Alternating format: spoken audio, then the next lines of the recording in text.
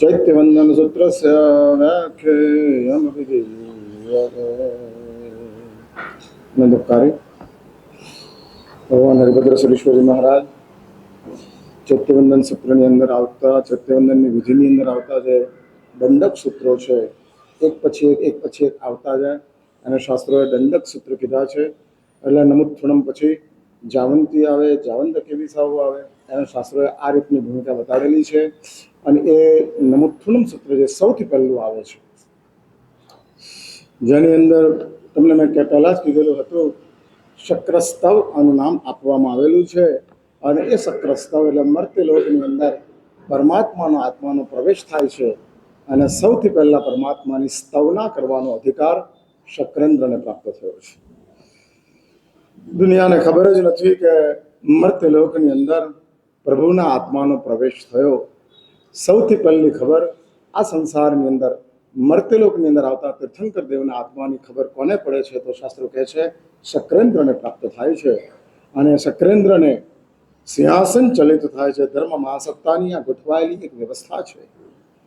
અને વ્યવસ્થાના આધારે સિંહાસન ચલિત થાય છે કે એક વિરાટ ચૈતન્ય મર્ત્યલોકની અંદર આવી રહ્યું છે. અને એ મર્ત્યલોકની અંદર આવનારા એ ચૈતન્યનું અભિવાદન કરવા માટે આ ઇન્દ્રનો જાણે કે અધિકાર હોય, અને અધિકારની સાથે ઇન્દ્ર પરાકક્ષાના અહોભાવની સાથે રહેતા હોય છે. શાસ્ત્ર એવું લખે છે કે આ નિયમા ઇન્દ્ર સમ્યક દ્રષ્ટિ હોય છે.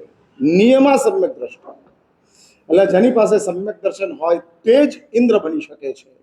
એ સિવાય કોઈ ઇન્દ્ર બની શકતું નથી. અને એવા નિયમા સમકીર્તિ ઇન્દ્ર, એની અંદર સમ્યક દર્શન છે, એનો અહેસાસ કેવી રીતે થાય? તો શાસ્ત્રોએ આ એક જ વાત બતાડી છે, પરાકક્ષાની પરમાત્મા ભક્તિ ઇન્દ્રના અંતરાત્માની અંદર હોય છે, કે જે આટલા બધા વૈભવોની વચ્ચે સામાન્ય રીતે પુણ્યનો ઉદય હોય ત્યારે પરમાત્મા યાદ આવતા નથી.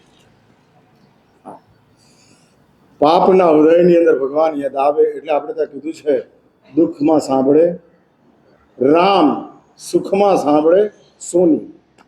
આ સુખ આવે ત્યારે સોની યાદ આવે, અને દુઃખ આવે ત્યારે રામ યાદ આવે.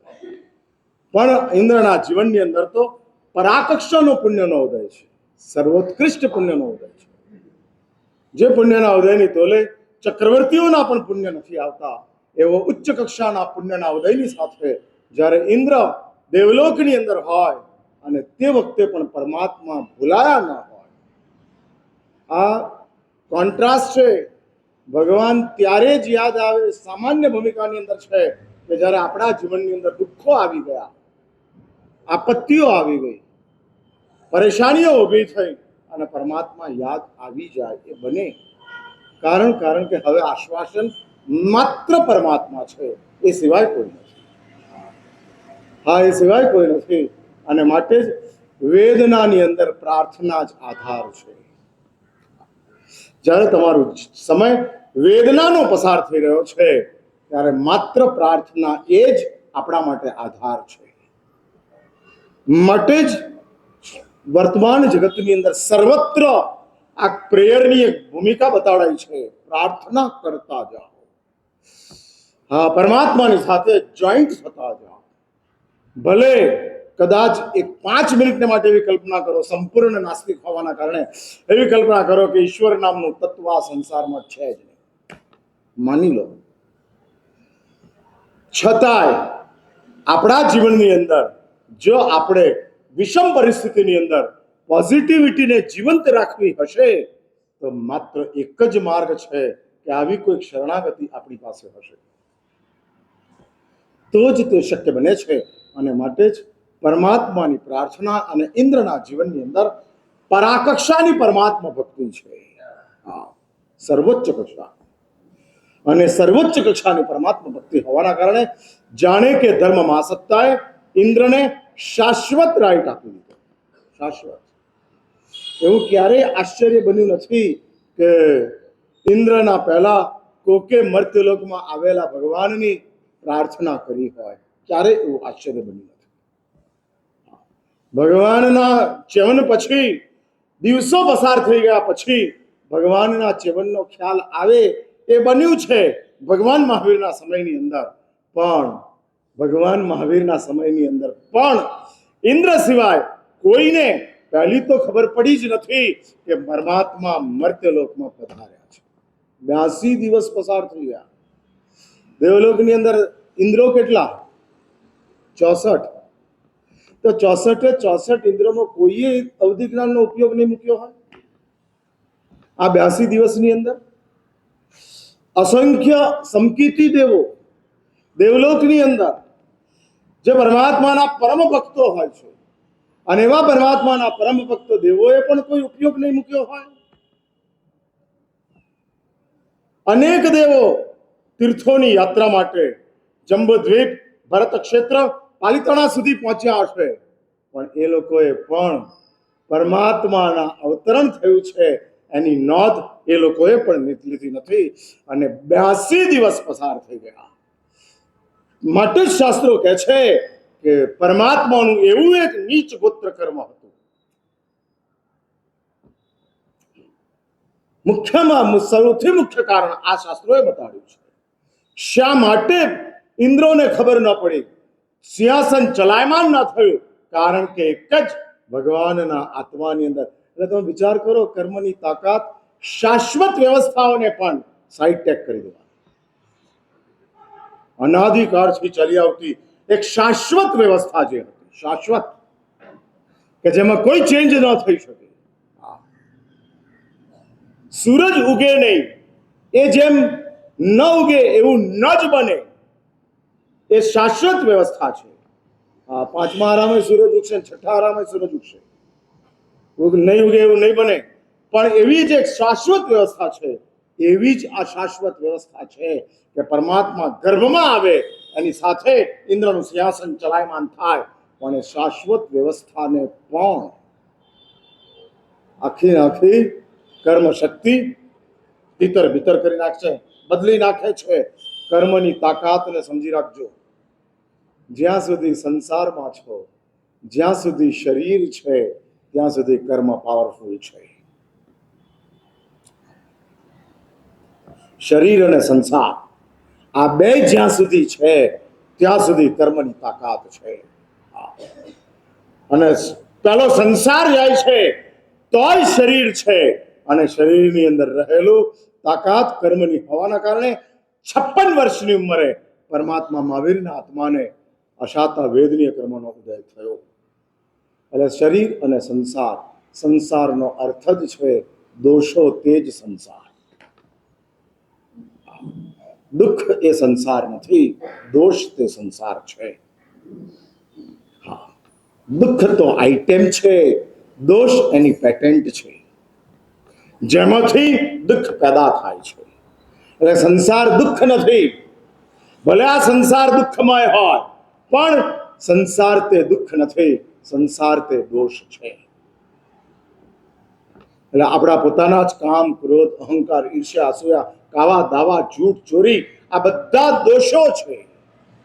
આના દોષો એ જ સંસાર છે. આ એ જ સંસાર છે, બીજો કોઈ સંસાર છે જ નહીં. એટલે સંસાર અને શરીર આ બે ચીજ જ્યાં સુધી છે ત્યાં સુધી કર્મો પાવરફુલ છે. કર્મ પોતાની તાકાત બતાડતા જાય છે. હા, બતાડતા જાય છે, અને બતાડાતી એ તાકાતના કારણે કર્મો સામર્થ્ય બતાડતા જાય છે. તમે સામર્થ્ય જુઓ, આખી વ્યવસ્થા બાજુ પર હટી ગઈ. 64 ઇન્દ્રોમાંથી કોઈનું સિંહાસન ચલાયમાન ન થયું. 64 ઇન્દ્રોમાંથી કોઈને અવધિ જ્ઞાન ઉપયોગ મૂકવાનું મન ન થયું, મૂક્યો નથી. કેમ? માત્ર એક પરમાત્માના આત્માની ઉપર કોટા કોટી સાગરોપમ સુધી, કરોડો વર્ષ સુધી ચાલે એટલું બધું નીચ ગોત્ર કર્મ મરીચીના ભાવની અંદર પરમાત્માના આત્માએ બાંધેલું હતું. અને એમાં તોડતા ગયા, તોડતા ગયા, તોડતા ગયા. છેલ્લે માત્ર 82 દિવસ બચી ગયા. હવે કરોડો સાગરોપમની અંદર 82 દિવસ ક્યાં હૈ? कुछ नहीं है. हाँ, कुछ नहीं है. અને એવા 82 દિવસ તમને ખબર છે 82 મિનિટ પણ કર્મ માફ નથી કરતું. 82 દિવસની ક્યાં માંડો છો? 82 દિવસ પણ નહીં, 82 મિનિટ પણ નહીં. માટે જ શાસ્ત્રો કહે છે કે મૂર્છાના સમયની અંદર કર્મનો બંધ થયો છે, જાગૃતિના સમયની અંદર કર્મનો નાશ શરૂ કરો. અભાન અવસ્થાની અંદર, અજ્ઞાન અવસ્થાની અંદર કર્મના બંધ શરૂ થયા છે. ભાઈ, આમ જાણીને કર્મ બાંધવાનું તમને મન થાય? હું પૂછું છું, જાણીને કર્મ બાંધવાનું મન થાય? એટલે હું માની લેવાનું કે તમે જે કંઈ કર્મના બંધ કરો છો તે અજાણતા જ કરો છો, એવું મારે માની લેવાનું ને? એટલે આમ અજાણતા જ રિમોટ દબાવી દો છો, અજાણતા ફ્રીજ ખોલી નાખો છો, અજાણતા જ લોંગ ડ્રાઈવ ઉપર ચાલ્યા જાઓ છો, હા ને? એટલે જાણીને કર્મનો બંધ કરવાની કઈ બેઠેલા કોઈ તૈયાર નથી. નંબર 1. શું ભાઈ, જલ્દી બોલો ભાઈ. નોઈંગલી યા અનનોઈંગલી? હા, 50-50? આ સાચું કે 90-10? એટલે અનનોઈંગલી કર્મ બંધ કરવાની ઈચ્છા જ નથી અને કર્મનો બંધ થઈ ગયો. એટલે શાસ્ત્ર એવું કહે છે 90% કર્મનો બંધ અજાણતા થાય છે. પણ આપણી કમનસીબી છે, આપણને સંસારનો રસ એટલો બધો તીવ્ર છે, એટલો બધો તીવ્ર છે કે તીવ્ર રસના કારણે આપણે જાણીને કર્મના બંધની અંદર પડીએ છીએ. હા, કર્મના બંધની જાણીને, નોઈંગલી, અને આ જાણીને કરેલા કર્મનો બંધ. એટલે શાસ્ત્રો એવું કહે છે કે જાણીને કર્મનો બંધ કર્યો હોય કે અજાણતા કર્મનો બંધ કર્યો હોય, પણ જાગૃતિના સમયની અંદર કર્મના નાશ માટે કોન્સન્ટ્રેટ થતા જાઓ. કેવી રીતે આ કર્મોનો નાશ થઈ શકે? કેવી રીતે થઈ શકે? હા, ભલે ઓછો તો ઓછો, વધુ તો વધુ, પણ એ કર્મનો બંધ ખતમ કરવો છે, કર્મનો નાશ કરવો છે. હા, આ વન મિશન કાર્યક્રમ, વન મિશન, વન એમ્બિશન, હા, મિશન એક જ છે, કર્મનાશ. એક જ ઈચ્છા છે, કર્મનાશ. હા, વન મિશન, વન એમ્બિશન. અને એને માટેનો આપણો સતત પ્રયત્ન ચાલ્યા કરતો હોય, સતત આપણા મગજની અંદર એ જ ગોઠવાયા કરતો હોય, રાઉન્ડ ધ ક્લોક. કેવી રીતે કર્મનો નાશ કરવો, કેવી રીતે કર્મનો નાશ કરવો. જો આ માનસિકતા આપણે ઊભી કરવી, અઘરું કામ છે. પુણ્ય કર્મના બંધની ઈચ્છા થાય છે, પણ કર્મના નાશની ઈચ્છા નથી થતી. સમજ્યા મારી વાત? તમને એવું કોકે કહી દીધું છે કે પુણ્ય કર્મનો બંધ કરો તો સુખ મળે, સુખ મળે, સુખ મળે. એટલે પુણ્ય કર્મના બંધની ઈચ્છા આપણને વારંવાર થાય છે, વારંવાર થાય છે. એટલે જેટલા પ્રમાણમાં દાન થાય છે એટલા પ્રમાણમાં શીલ નથી પડાતું. જેટલા પ્રમાણની અંદર શીલ પડાય છે એટલા પ્રમાણની અંદર તપ નથી થતો.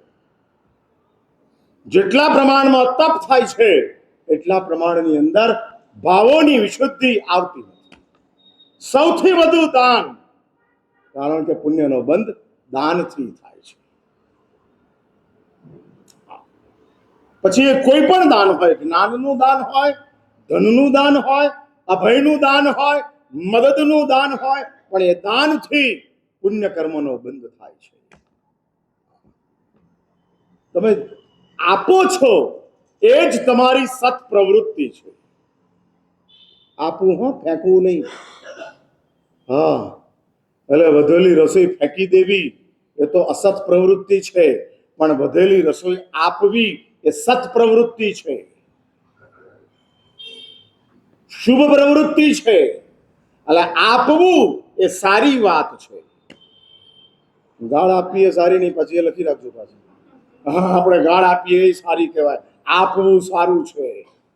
હા, ના, એટલે થોડો વિવેક વાપરવાનો, કોમન સેન્સ. हाँ, खुदा ने भेजा है, भेजा के साथ भेजा है. માટે વિચારતા જવાનું. એટલે તમે એમ કહો કે મહારાજે કીધું છે માટે આપણે આય આપતા જઈએ, ના હોય. માટે આપવું એ દાન છે, અને દાન શાસ્ત્રો કહે છે પુણ્યનો બંધ કરે છે,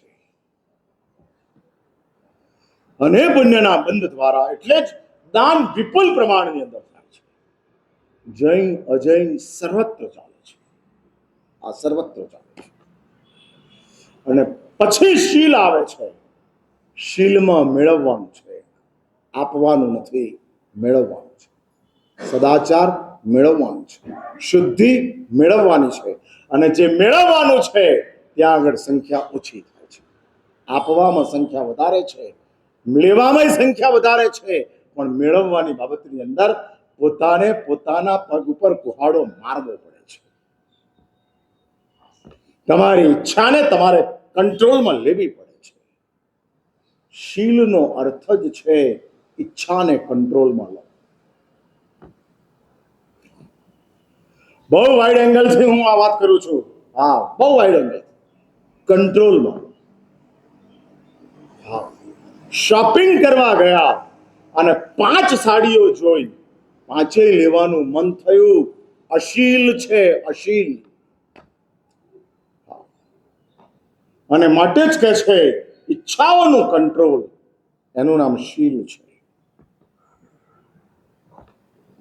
અને એ મેળવવાનું છે, નથી મળતું. અને શાસ્ત્રો આગળ વધીને કહે છે તપ છોડવાનું છે. આપવામાં આસાની, મેળવવામાં મુશ્કેલી, અને છોડવાની અંદર તો વધુ મુશ્કેલી. છોડાય શી રીતે? શી રીતે છોડાય? ન છોડાય. ખાવાનું છોડાય, આઈટમ ન છોડાય. હા, એટલે ઉપવાસ કરાય, પણ બેસણાની અંદર 2 આઈટમ છોડી દેવાય ના, એ ના થાય. શાસ્ત્રો કહે છે છોડવું તે તપ છે.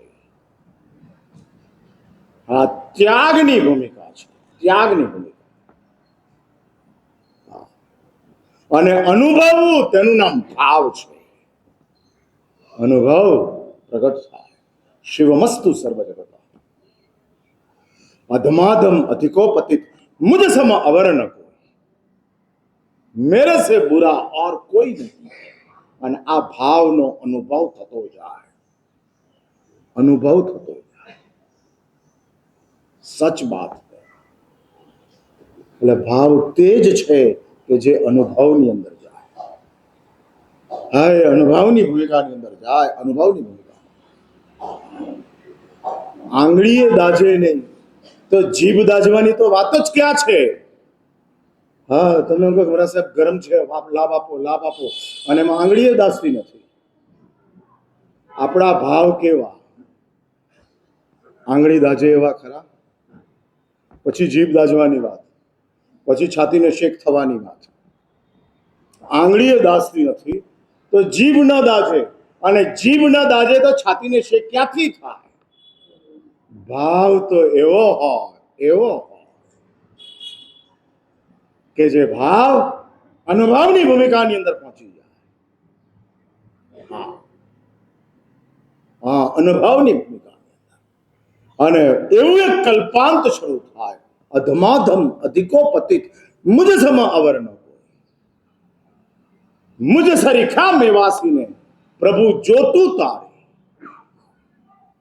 પણ એ ભૂમિકા, આવા ભાવ આપણા જીવનની અંદર ઊભા થતા ન હોય.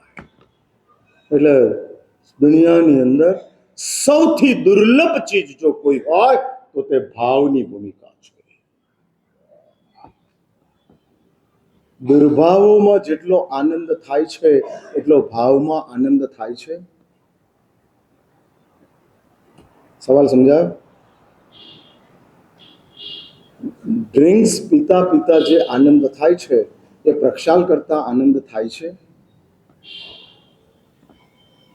તમે કોઈ તમારું ફેવરેટ ડ્રિંક્સ પીતા હો, શરબત હોય અને પીતા હો, અને એ વખતે જે આનંદ થાય, ખુશી થાય, એવી પેરિટીની ખુશી પરમાત્માનો પ્રક્ષાલ કરતી વખતે આપણને થતી હોય, આ ભાવનો અનુભવ છે. એટલે માઇક્રોસ્કોપિક માઇનોરિટીની અંદર છે. માટે જ શાસ્ત્રો કહે છે કે આ સંસારની અંદર કર્મો બહુ પાવરફુલ છે.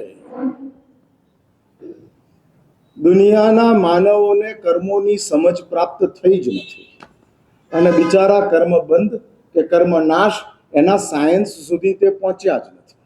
કારણ કે એ લોકોને કર્મોની શું ભયાનકતા છે એની કોઈ માહિતી એ લોકોની પાસે નથી. એ લોકો એટલું જ માને છે કે સત્કર્મ કરાય અને દુષ્કર્મ ન કરાય. હા, ચોરી ન કરાય, જૂઠ ન બોલાય, પ્રપંચ ન કરાય, વિશ્વાસઘાત ન કરાય, આટલું જ દુષ્કર્મ ન કરાય, એટલું જ એ લોકોને સમજાવવામાં આવ્યું છે. અને સત્કર્મ કરાય, દાન કરાય, દયા કરાય, કોકને મદદ કરાય, કોકના માટે કંઈક કરવું હોય તો કરી છૂટાય, આવું સત્કર્મ અને દુષ્કર્મ. સત્કર્મ કરો, દુષ્કર્મ છોડો, આ બે જ વાત દુનિયાના માનવોને સમજાવવામાં આવેલી છે. પરંતુ જૈનોને કર્મની તાકાત સમજાવવામાં આવેલી છે. સત્કર્મ અને દુષ્કર્મ બહુ ઉપરની વાત છે, ભૂલી જાઓ. લાખો સત્કર્મ કરવા છતાંય જો કર્મના બંધને તમે ફોકસ ન કર્યું તો એ લાખો સત્કર્મો તમને કોઈ ફાયદો કરાવી આપી શકે તેમ નથી. આપણા આત્માને ફાયદો ત્યારે જ થશે જ્યારે આપણે કર્મ નાશની અંદર વધુ ને વધુ ગંભીર બનતા જઈશું.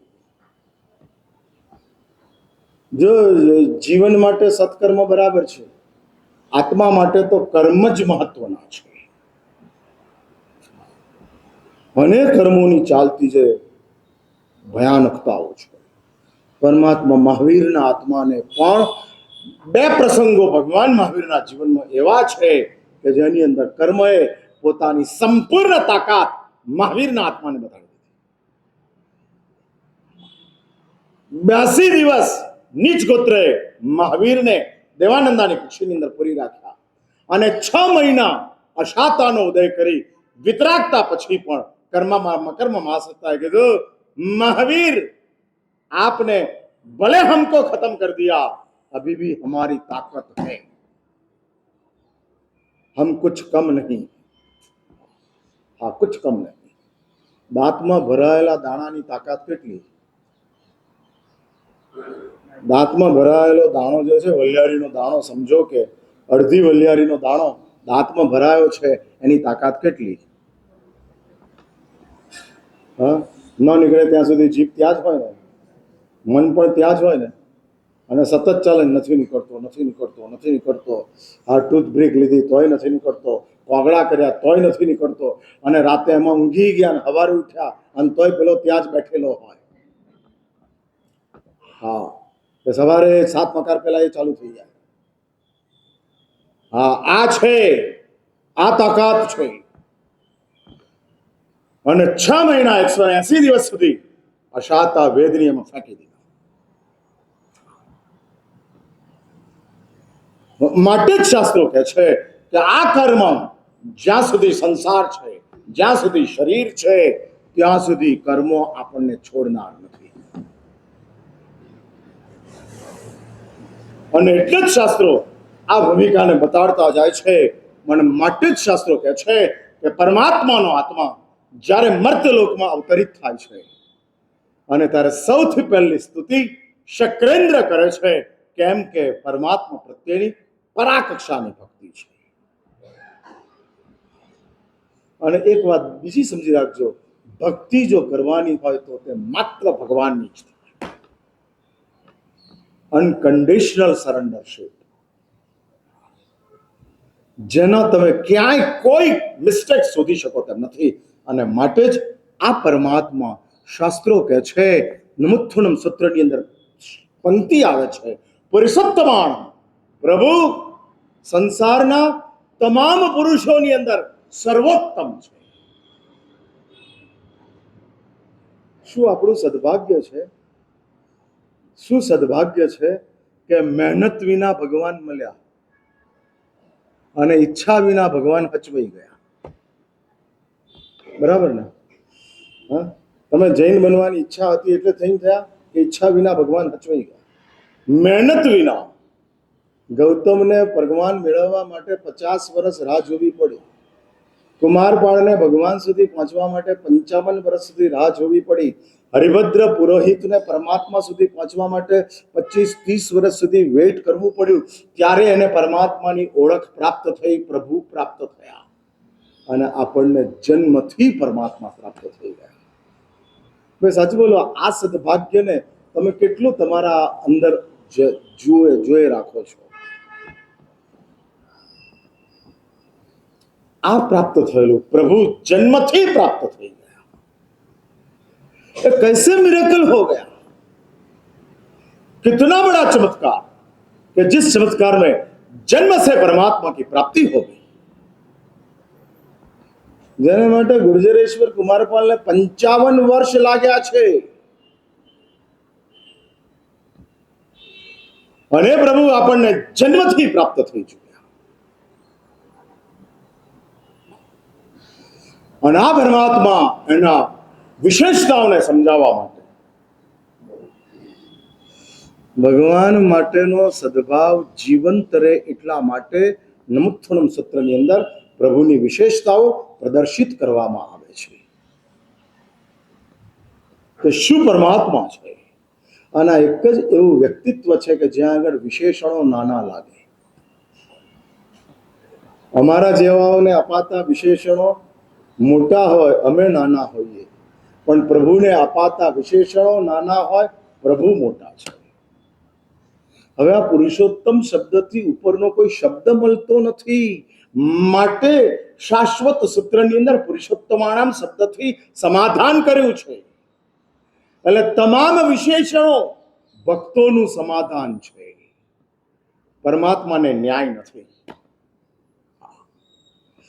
દુનિયાના માનવોને અપાતા વિશેષણો સન્માન છે, પ્રભુને અપાતા વિશેષણો સમાધાન છે. સમાધાન કરી નાખ્યું. આનાથી ઉપરના શબ્દો જડતા નથી. ગમે એટલી ડિક્શનરીઓ તપાસી લીધી, ગમે એટલા કોષો જોઈ લીધા, પણ આનાથી ઊંચા પુરુષોત્તમ શબ્દથી ઉપરનો કોઈ શબ્દ મળતો નથી. માટે અમે આ શબ્દને મૂક્યો છે. એટલે અમારું આ પરમાત્મા માટેના જ્ઞાનની અંદર માત્ર કોમ્પ્રોમાઇઝ છે, સમાધાન છે, એનાથી ઉપર અમે કરી શકતા નથી. આ વ્યક્તિત્વ, આ તાકાત આપણને પ્રાપ્ત થયું છે. હા, આ આપણને પ્રાપ્ત થયું છે. અને માટે આ પરમાત્માના વિશેષણોની અંદર શા માટે ભગવાન? કારણ કે આપણા માટે સૌથી વધુ એક્ટિવ જો કોઈ એક તત્વ હોય તો તે પરમાત્મા તત્વ છે. વિતરાગતા થયા પછી પણ, સિદ્ધ શિલામાં ગયા પછી પણ પ્રભુની કરુણા પથરાયેલી છે. હા, ફેલાયેલી છે. અને તે ફેલાયેલી કરુણા આપણને ઇનએક્ટિવલી સાચવતી જાય છે, સાચવતી જાય છે. એક વાત સમજી રાખજો, ઓક્સિજનના અભાવના કારણે કોઈ મરતું નથી, લેવાની તાકાત તૂટી જવાના કારણે મરે છે. એટલે પ્રાણવાયુ લેવાની તાકાત આપણી તૂટી માટે આપણું મોત થયું, ઓક્સિજન ઓછો થયો માટે મરી ગયા? ના, છે જ નહીં. ઓક્સિજન વિપુલ છે, કારણ કે પ્રભુની કરુણા છે.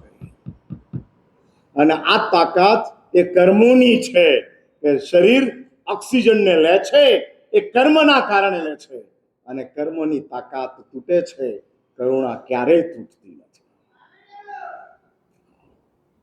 હા, ક્યારેય તૂટતી નથી. કરુણા કાયમને માંગે છે, કાયમને. જ્યાં સુધી તમે એક્સેપ્ટ કરતા રહો, સ્વીકારતા રહો, ત્યાં સુધી કરુણા તમારી સાથે છે. અને માટે જ પરમાત્માની પુરુષોત્તમ પદની અંદર રહેલી 10 વિશેષતાઓ જે છે, આમાં સૌથી પહેલી હું ચલાવી રહ્યો છું, પરાર્થ વ્યસની ન. પ્રભુ કેવા અકાલમ એતે પરાર્થ વ્યસની. ભાઈ, તમે ભગવાનને પહેલા ઓળખ્યા કે ભગવાને તમને પહેલા ઓળખ્યા? મારો સવાલ સમજાયો કે ના સમજાયો? દુનિયાની અંદર એવું ચાલે ને કે મોદીને 140 કરોડ લોકો ઓળખે, પણ મોદી કેટલાને ઓળખે? કદાચ 2-5 લાખ. એની મેમરી બહુ સ્ટ્રોંગ છે. હા, 75 વર્ષે પાવરફુલ છે, અને કદાચ 2-5 લાખ લોકોને ઓળખી શકતા હોય એવી એની સ્મરણ શક્તિ છે. બરાબર છે, ઓકે. પણ એ 5 લાખ, અને મોદીને ઓળખનારાઓ કેટલા? અબજો લોકો. વાઇસ વર્સા, રાજાને ઓળખનારા પ્રજા મોટી છે, રાજા પ્રજાને ઓળખનારામાં ઓછા છે. પણ પ્રભુ અને ભક્તની અંદર એવું છે કે ભગવાન ભક્તને ભક્ત કરતા પહેલા ઓળખવા માંડ્યા છે. એટલે એક વાર લખી રાખજો, આપણા કરતા આપણને આપણા ભગવાને પહેલા ઓળખી લીધા હતા. માટે તો પરમાત્માએ સવિજીવ કરું શાસન રસીની ભાવના પ્રગટ કરી. સમજ્યા છે મારી વાત? એટલે તમે ભગવાનને પહેલા ઓળખો કે ભગવાને તમને પહેલા ઓળખ્યા? હા, ભગવાને પહેલા આપણને ઓળખ્યા છે. ભગવાને આપણને માત્ર ઓળખ્યા એટલું જ કે ભગવાને આપણને ઉપકારી માન્યા. ઓળખ છે ને જરૂરીની હોય, અને ઉપકાર બિનજરૂરીનો પણ હોય. બાપ ખાટલામાં પડ્યો હોય, કશું જ કરી શકતો નથી, અપંગ છે, અસહાય છે, છતાં બાપ ઉપકારી છે. ભલે બિનજરૂરી હોય, ઉપકારી છે. હા, ઉપકારી છે. પત્ની જરૂરી છે, બાપ ઉપકારી છે. અને માટે ઉપકારી બાપ તરીકે. એ જ રીતે પ્રભુએ આપણને ક્યાં મૂક્યા? પત્નીની જગ્યાએ કે બાપની જગ્યાએ? બોલો જલ્દી, ટાઈમ થઈ ગયો, વાત પૂરી કરું છું. હા હા, એટલે મોઢા જોઈ લેજો કે આ કાચની અંદર કે આપણે ભગવાનના બાપ થવાના લાયક ખરા કે નહીં. હા, ભગવાને તો આપણને બાપની જગ્યાએ મૂક્યા. ભલે તમે મારા માટે બિનજરૂરી છો, કોઈ તમારા કારણે મને વિતરાગતા પ્રાપ્ત થવાની નથી, કોઈ તમારા કારણે મને સર્વજ્ઞત્વ પ્રાપ્ત થવાનું નથી, કોઈ તમારા કારણે મને સાધના મળવાની નથી. તમે મારી જીવનશૈલીની અંદર ભગવાન કહે છે બિનજરૂરી છો, પણ છતાંય તમે મારા ઉપકારી છો. કારણ કે મને આ ભાવના જગાડવામાં તમે નિમિત્ત બન્યા છો. જો તમે આ જગતની અંદર જીવ તરીકે ન હોત તો મને આ ભાવના જ જાગત. એટલે મારી ભાવનાના ફોકસની અંદર, મારી ભાવનાના સેન્ટરની અંદર જગતના તમામ જીવો છે. હાલાકી એ બધા મારા માટે બિનજરૂરી છે, કોઈ જરૂરી નથી, છતાં એ મારા ઉપકારી છે. કઈ મહાન સમજ તીર્થંકર દેવોના આત્માની અંદર જાગૃત થઈ હોય કે જેના કારણે બિનજરૂરી ગણાતા તમામ જીવોને પોતાના ઉપકારી તરીકે પ્રસ્તુત કર્યા છે. અને એનો સાક્ષાત એવિડન્સ છે કે પ્રભુએ આ ભાવના જગતના તમામ જીવોને શાસન રસ આપવા માટેની પ્રગટ કરી છે. અને આ ભાવના માત્ર ભાવના નથી, જીવંત પ્રયાસ છે, જીવંત પ્રયાસ. બધા જીવો ભગવાનની ભાવનાથી બચી ન શક્યા, એ જીવોની મજબૂરી. ભગવાનની ભાવનાની અધૂરપ નહીં, અપૂર્ણતા નહીં. હા નથી, હા નથી, હા. 500 જણાની રસોઈ બનાવી કોઈ રસોઈયાએ અને એમાં 10 જણાને ફૂડ પોઈઝનિંગ થયું તો રસોઈ ખરાબ છે એમ ન કહેવાય, એના આંતરડા ખરાબ છે એમ કહેવાય. એના આંતરડાની પચાવવાની તાકાત નહોતી માટે એને ઝાડા થયા. જો ફૂડ પોઈઝનિંગ હોય તો 490 ને ઝાડા થવા જોઈએ. એમ ભગવાનની ભાવના એના આપણે નિમિત્ત ન બની શક્યા કે ભગવાનની ભાવનાને આપણે ફૂલફિલ ન કરી શક્યા, એમાં આપણી કમનસીબી છે, નહીં કે પ્રભુની. આ પરમાત્મા અને એના પ્રથમ વિશેષતાની અંદર પ્રભુ પરાર્થની ભૂમિકાની અંદર હરિભદ્ર સુરીશ્વરજી મહારાજ 3 ભૂમિકા બતાડે છે: ઉત્કૃષ્ટ પરાર્થ, મધ્યમ પરાર્થ, જગન્ય પરાર્થ. હવે કઈ 3 ભૂમિકા છે કાલે પાછો મળું છું, વાતને આગળ ચલાવું છું. અત્યારે અહીંયા જ